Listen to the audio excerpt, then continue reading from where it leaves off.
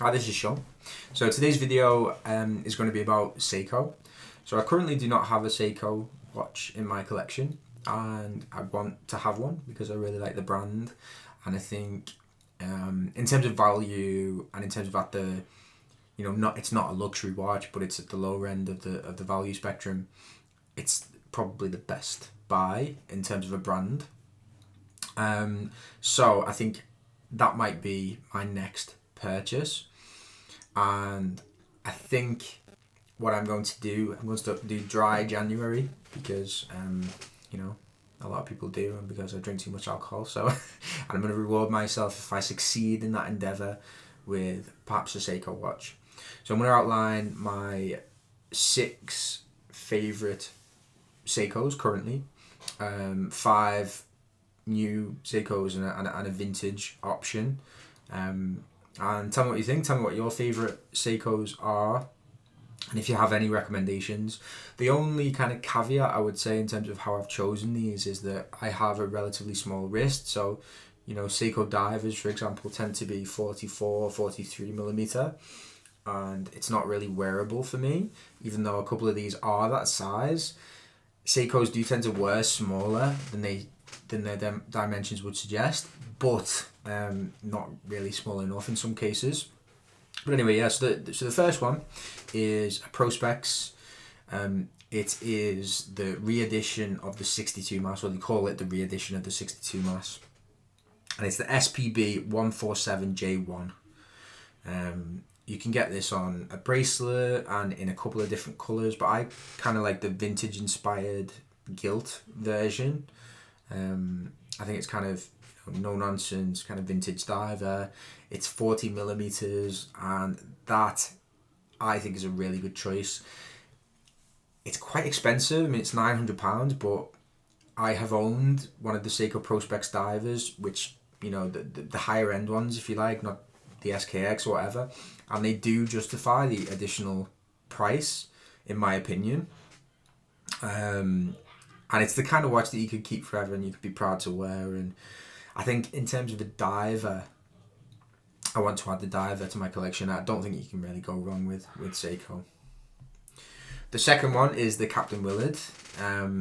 So I think a lot of my watches are quite kind of conservative, particularly the ones non-Swatch and non-Timex and things like that. So I wanted something a little bit different. So this is the 1970 Willard re-edition, and again it's quite expensive. I think £1,100, something like that, the retail price, but it's SPB 153J1. I think it's a green dial. I'm looking at it on my phone, but I'm colourblind, so I don't really know if it's green, but I think it is. It looks quite chunky, this, but I think I could get away with it. I've had a turtle before. Obviously it's not a turtle, it's a Captain Willard, but it's a similar shape. I did sell it because it was too big, but I think this one is slightly smaller, if I remember correctly. I think it's 42. Again, I think it's such a cool watch. It's like got loads of character, and I like the idea of it being a legendary watch. And some people think that it's too expensive for what it is, and it probably is. I mean, aren't all watches, but I do like it. And then third one is a bit different. I'm on Instagram quite a lot, so I saw the Rowing Blazers Seiko 5. So basically what it is a Seiko 5 with Rowing Blazers. I'm not even 100% sure what Rowing Blazers is. I don't know. I'm not going to try and make up an answer on what it is, but basically they've done a collaboration with Seiko, and they sell out really quickly, and they're really, really pricey compared to the average Seiko 5, but they do look cool. You can pick them up on eBay, and I really do like it. I think it's a cool watch, and it's something a little bit different as well, so it's not your bog standard Seiko or Seiko 5 or whatever. The only thing with that watch is it's a bit kind of like a military field style watch, and I've got an Explorer and things like that. Then the GMT, the Seiko 5 GMT. So ever since this came out, I've been thinking about buying one because it kind of kills two birds with one stone. It's a diver's watch. I know it's not technically a diver's watch because it's only 100 meter water resistant, but it's also a GMT. I love the SKX, and it's essentially an SKX even though it isn't. An automatic GMT for about £300-400. Loads of different colour versions. I'd probably get it on the Jubilee bracelet. I mean, it is kind of borderline too big for me, but I wouldn't be wearing it all the time, and it's a great option.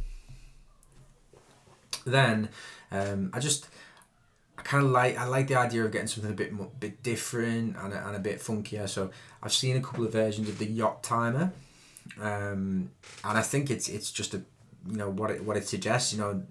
The idea of timing in yachting, but they tend to be quite funky dials. Tend to be light coloured, white in this case, with quite a lot of pops of colour. They're just cool watches. They are quite popular, so it's difficult to get one for a reasonable price. But what is reasonable? We're talking hundreds of pounds rather than hundreds of thousands of pounds. So, and you're buying a piece of history. So I really like that. I mean, that's an outsider. And then the Prospex Speedtimer. It's called the 1969 recreation, and it's 39mm. I tried this on and I wasn't mega impressed with the kind of quality, and it is about £600, but it's undoubtedly a really cool looking watch. You can get them for cheaper on eBay. I saw one ending the other day for about 300. I think it's SSC813P1, but that could be wrong about that because it doesn't sound like a Seiko reference number. I like the white one, the Panda dial as they call it, and there's one that's a little bit more champagne dial, I guess you could call it. They're just cool watches and the perfect size for me, and I really like the idea of having a chronograph. I used to have a Speedmaster. I didn't wear it enough. I didn't like it enough to keep it considering how much money it cost, whereas this is a bit more affordable. So yeah, so that's my list of my six favourite Seikos.